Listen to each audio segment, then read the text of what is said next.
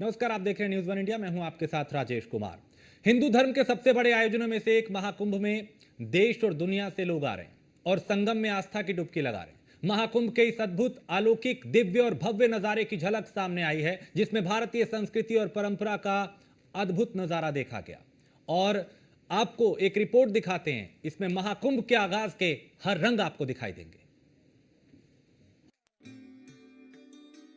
अद्भुत है, अलौकिक है, आस्था का संगम, मोक्ष का द्वार, तभी तो दुनिया एक झलक पाने को है बेकरार।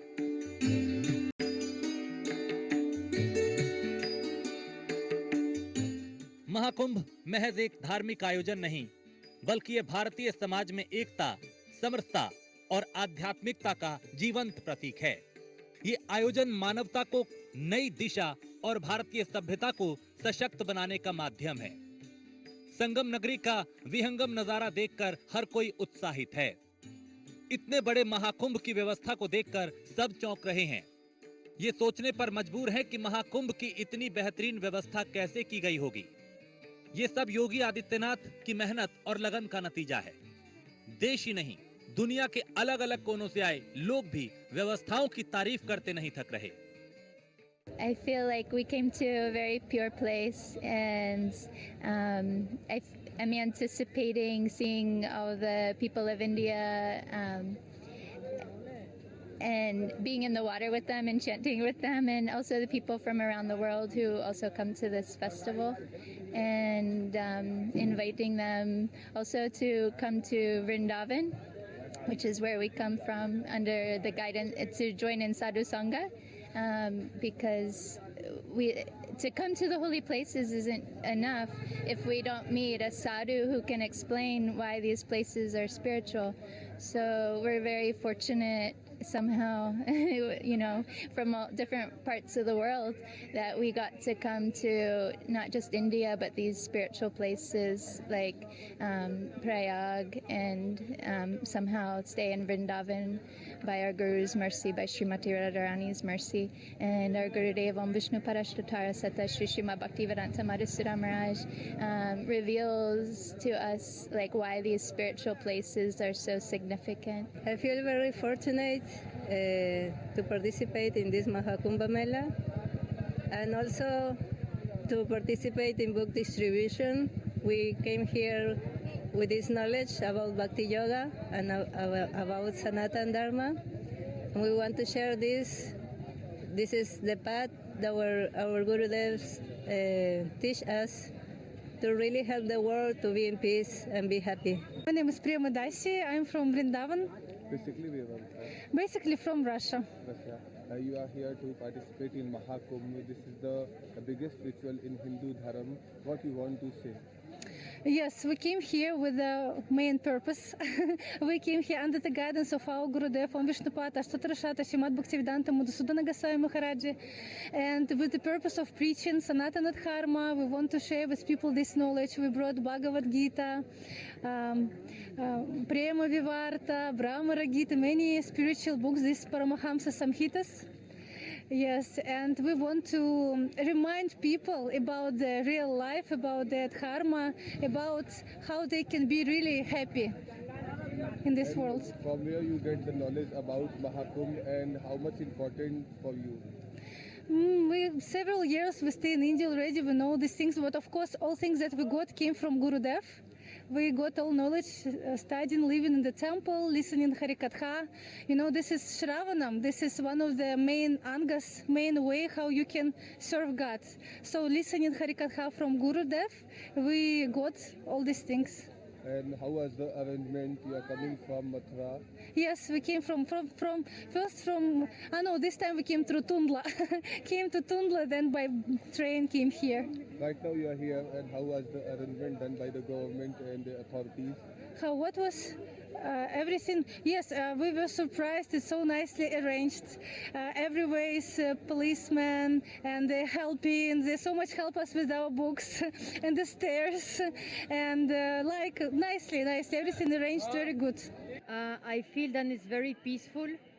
I feel even with a lot of people, every people is pulsing, you know, the Kumbh Mela. We can really feel the Kumbh Mela inside the bodies, you know. I just arrived yesterday, so I cannot say so much because still I didn't went for bathing. But for the moment, I'm really happy to be there, and I feel really good energy here. So it's a huge crowd and it's like a chaos, but it's amazing how everything flows. Like everybody finds their place, everybody gets a snan, everybody does the dubki, and they go back. And everybody is happy. I think this is only possible to see here, nowhere else. How is the preparation, Maharaji? Preparation is very long. Preparation is very long, and it's amazing how long preparation need to, like 1 month at least, to few half year, 1 month, depends, the government is different. But long preparation just for, let's say, 10 seconds bath. Mahakumbh में भीड़ इतनी है कि 4000 से ज्यादा लोग अपनों से बिछड़ गए। बाद में खोया पाया केंद्र से अनाउंसमेंट कर ज्यादातर लोगों को उनके परिवार वालों से मिलवाया गया। हेलीकॉप्टर और एनएसजी कमांडो ने आसमान से नजर रखी। मुख्यमंत्री योगी आदित्यनाथ ने सब इंतजाम किए। उन्होंने श्रद्धालुओं के रहने खाने पीने की व्यवस्था की, सुरक्षा की गारंटी दी। भारत के हर हिस्से से आए संत और श्रद्धालु भी उत्साहित नजर आए। संगम तट पर बने घाट हर हर महादेव से गूंज रहे हैं। आज का जो दिन है मकर संक्रांति का, बहुत भव्य और पुरातन वैदिक परंपराओं से भरा हुआ ये कुंभ मेला अनंत काल से सनातन धर्म की ध्वजाओं को हमेशा चारों दिशाओं में फैला रहा है। हमारी संस्कृति का प्रचार प्रसार, ताकि घर घर, और ये ऐसा मेला है जिसकी मान्यता अनंत काल से है और बच्चे बच्चे घर घर में इसका प्रचार प्रसार होता है। ये हमारी संस्कृति, हमारी वैदिक परंपरा, कर्मकांड, ज्ञान विज्ञान सबका यही है। आज पूरे हर्ष उल्लास के साथ मकर संक्रांति के पर्व का स्नान किया जा रहा है और सब आनंद में हो रहा है। आनंद लीजिए, आनंद लाइए। हमको अपार हर्ष है स्नान का। खुशी की बात है, श्री शंभू पंचायती अटल अखाड़ा और महानिर्वाणी अखाड़ा, हम दोनों साथ में मिलकर शाही स्नान करने के लिए जा रहे हैं। ये हमारे लिए बहुत ही खुशी की बात है। हर हर महादेव, ओम नमो नारायण। नागाओं के लिए ही तो सब है, नागा है नहीं, सनातन धर्म की रक्षा नागा है और नागा ही आगे रहते हैं। मान्यता है कि संगम स्नान से कर्म के बंधन कट जाते हैं और पाप नष्ट हो जाते हैं। महाकुंभ 144 साल में दुर्लभ खगोलकीय संयोग में हो रहा है, इसलिए हर कोई महाकुंभ में स्नान करने के लिए उत्सुक है। Bureau report, news 1 India. और महाकुंभ की धरती से हमारे साथ मोहसिन हमारे संवाददाता और आशीष हमारे साथ जुड़ चुके हैं, जो आंखों देखा हाल बताएंगे, क्योंकि पल पल की अपडेट और ये महा कवरेज लगातार न्यूज़ 1 इंडिया पे जारी है। मोहसिन, सुबह से स्नान चल रहा था, 2.5 करोड़ से ज्यादा लोगों ने स्नान किया दोपहर तक। आंखों देखा हाल अभी का बताएं, और सुबह से क्या क्या नजारे और किस तरह की व्यवस्थाएं दिखी तैयारियों को लेकर और यहां के इंतजामात को लेकर। देखिए राजेश, मैं आपको बता दूं कि अमृत स्नान को लेकर जो तैयारियां थी वो पहले ही कर ली गई थी और आज पहला अमृत स्नान हुआ है। सभी ने बड़े उत्साह, उमंग और उल्लास के साथ मकर संक्रांति के इस पावन पर्व पर पुण्य लाभ में ये अमृत स्नान किया है। सबसे पहले अखाड़ों ने स्नान किया है, क्योंकि ये परंपरा चली आ रही है और उसी परंपरा के अनुसार क्रमवार तरीके से अखाड़ों ने सबसे पहले स्नान किया है, जिसमें सबसे पहले क्रमवार में जो आते हैं वो पंचायती श्री महानिर्वाणी अखाड़ा और अटल अखाड़ा है। इन्होंने एक साथ मिलकर जो है अमृत स्नान किया। उसके बाद में श्री निरंजनी अखाड़े ने आनंद अखाड़े के साथ अमृत स्नान किया और उसके बाद में जूना अखाड़े ने किन्नर अखाड़ा, शंभू अखाड़ा, अग्नि अखाड़ा, इनके साथ जो है अमृत स्नान किया। और उसके बाद में जो है वैष्णव समुदाय, फिर बैरागी और उसके बाद उदासीन अखाड़ों ने अमृत स्नान किया और इसके साथ ही साथ श्रद्धालुओं का स्नान भी चलता रहा। आगे मैं आपको सारी जानकारी विस्तार से दूंगा, लेकिन मेरे साथ कुछ श्रद्धालु यहाँ पर मौजूद है, उनसे बात कर लेते हैं। कहाँ से आए हैं? हम महाराष्ट्र धुलिया से आए भगवान।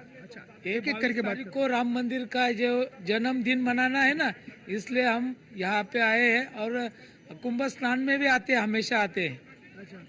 तो आप महाराष्ट्र से आए हैं? हाँ, महाराष्ट्र से आए। यहाँ की जो व्यवस्थाएं हैं, जो मैनेजमेंट है, किसी तरह की कोई दिक्कत परेशानी? अरे गाय वाला, चाय वाला, रास्ते वाला और वो कंप्यूटर बाबा नितिन जी गडकरी, इन्होंने तो तहका कर दिया भगवान।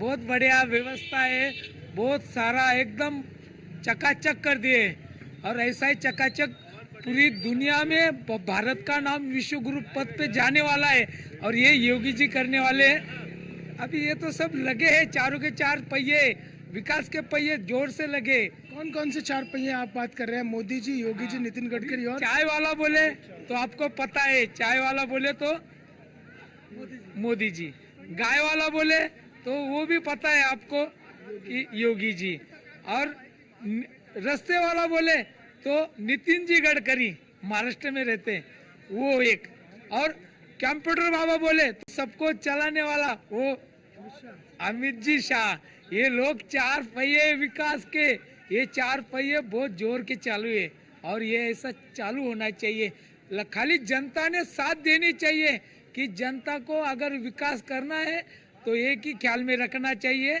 कि गाय वाला, चाय वाला और रास्ते वाला, और ये जो कंप्यूटर बाबा, ये विकास का पहिया है, आगे लेके जाने वाले हैं। आप क्या कहेंगे महाकुंभ को लेकर? उन्होंने तो पूरी व्याख्या कर दी है कि चार है ये और चारों जो है विकास की तरफ लेकर जा रहे हैं, लेकिन अगर मैं महाकुंभ की बात करता हूँ, नासिक में भी कुंभ होता है। अब उत्तर प्रदेश की धरती प्रयागराज में महाकुंभ आप किस तरीके से देखते हैं?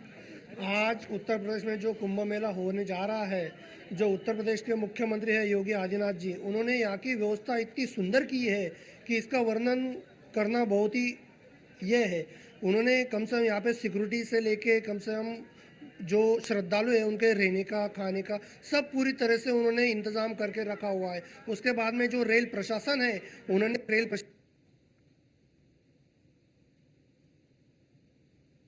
में जो श्रद्धालु है वहाँ से जो गाड़ी है, गाड़ी वहाँ तक लेके आना जाना छोड़ना, ये सब वहाँ से हो रहा है। पर मैं आदि योगीनाथ जी से एक बात कहना चाहूंगा कि इतनी बड़ी हिंदुस्तान के अंदर जो अपने हिंदुओं के त्योहार होते हैं, इस त्योहार के अंदर अपने को इतनी सिक्योरिटी लगती है, तो अपने को धोखा किनसे है यह मैं जानना चाहूंगा।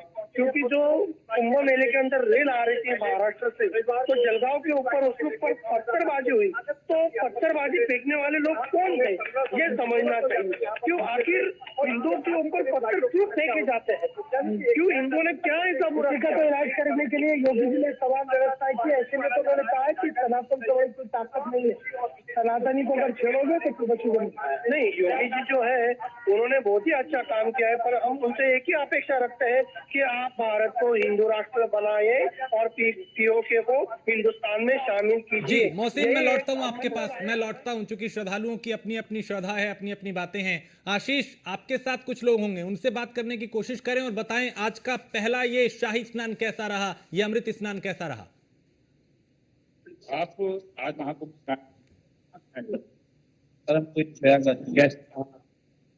में सभी लोग रह रहे हैं, आप रह रहे हैं, तो क्या आपकी महाकुंभ क्या परिवर्तन आया और क्या क्या सर 2019 में जितने भी शरणार्थी लोग स्नान किया उससे मेरे ख्याल उस वजह को उसके हिसाब से इस बार का मेला सिर्फ महाकुंभ होने वाला है, क्योंकि 1.5 करोड़ से ज्यादा पब्लिक इस बार स्नान कर रहे हैं। और एक और श्रद्धालुओं के बीच मुझे कहना है कि सर जितने भी लोग, मुझे उत्तर प्रदेश गवर्नमेंट से मेरी हाथ जोड़ के विनती है कि जितने भी लोग संगम स्नान करने जाते हैं सर, वहाँ से स्नान करने की इच्छा है, और बाकी वहाँ जो आजकल के लोग जो कूड़ा कचरा वहाँ फैलाने लगते हैं, ये सब ना करें। बस यही मेरी हाथ जोड़ के उत्तर प्रदेश सरकार एवं उनकी योगी आदित्यनाथ कैसे मिलती है इसका ध्यान। जैसे कि आज जो मकर संक्रांति का इसमें भारी भीड़ थी, आइए कुछ लोग और खड़े हैं, गौरी संगम स्नान करने आए महाकुंभ का, कैसी व्यवस्थाएं थी? व्यवस्था बहुत चुका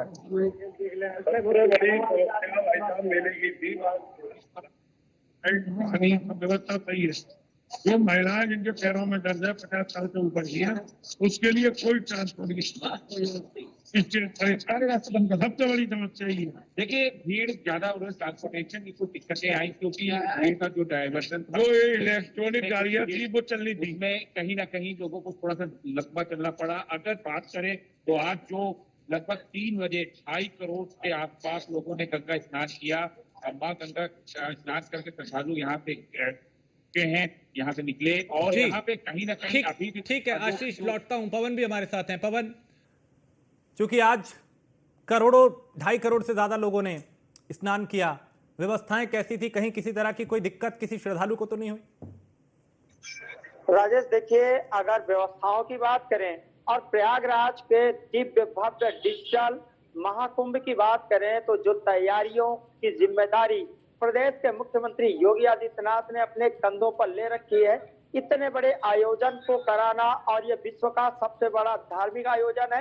हालांकि इसकी शुरुआत बीते कल पौष पूर्णिमा स्नान पर्व के साथ ही हो गई, जबकि आज मकर संक्रांति का स्नान पर्व अमृत स्नान के नाम से जाना जाता है। और सुबह करीब 5:15 से जब पवित्र अखाड़े संगम की ओर निकले हैं तो उस दौरान का जो नजारा था और जो तस्वीरें थी वो विहंगम दृश्य, पूरा विश्व इसका साक्षी बनने के लिए आतुर नजर आया था, क्योंकि वो तस्वीरें जब लाखों श्रद्धालु पवित्र अखाड़ों के चरणों की धूल को अपने माथे पर लगाने के लिए, अपने आप को पवित्र करने के लिए और उन अखाड़ों के संगम में स्नान करने के बाद उसी संगम में स्नान करने के लिए आतुर नजर आए हैं। तो हम व्यवस्थाओं की बात करें तो दुनिया के इस सबसे बड़े धार्मिक आयोजन को सकुशल बनाने के लिए जो पूरी जिम्मेदारी है वो प्रदेश के मुख्यमंत्री योगी आदित्यनाथ ने कंधों पर ले रखी है।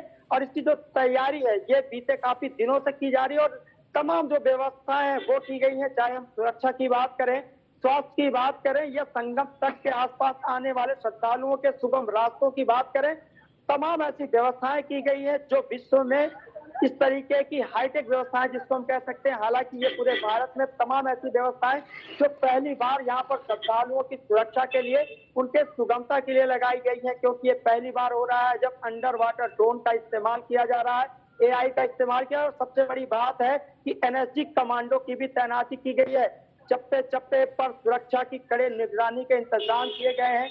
CCTV, ड्रोन सहित तमाम ऐसी व्यवस्थाएं की गई हैं जो श्रद्धालुओं के सुरक्षा के लिए इस्तेमाल की गई है। तो हालांकि इतने बड़े आयोजन में थोड़ी सी अगर कहीं कमियां होती है तो लोगों की नाराजगी है वो कहीं ना कहीं सामने आती है। लेकिन जिस तरीके से तस्वीरें हम सुबह से देख रहे हैं, या हम बीते कल की बात करें या प्रयागराज की बात करें, तो जो तस्वीरें हैं वो साफ तौर पर दिखा रही हैं कि दुनिया के इस सबसे बड़े धार्मिक आयोजन में पुण्य की डुबकी लगाने के लिए, आस्था के इस महापर्व में अपनी भागी दिखाने के लिए जो पूरे विश्व के लोग हैं वो लगातार प्रयागराज के संगम तट पर पहुंच रहे हैं। क्योंकि ठीक है, बिल्कुल बड़ी संख्या में श्रद्धालु पहुंच रहे हैं और व्यवस्थाएं भी चाक चौबंद है। बहुत शुक्रिया आप तीनों का इस तमाम जानकारी के लिए। नजर बनाए रखिए, आपसे फिर अपडेट लेंगे। फिलहाल शुक्रिया। और यहाँ एक छोटे से ब्रेक के लिए रुकेंगे, आप बने रहिए न्यूज़ 1 इंडिया के साथ।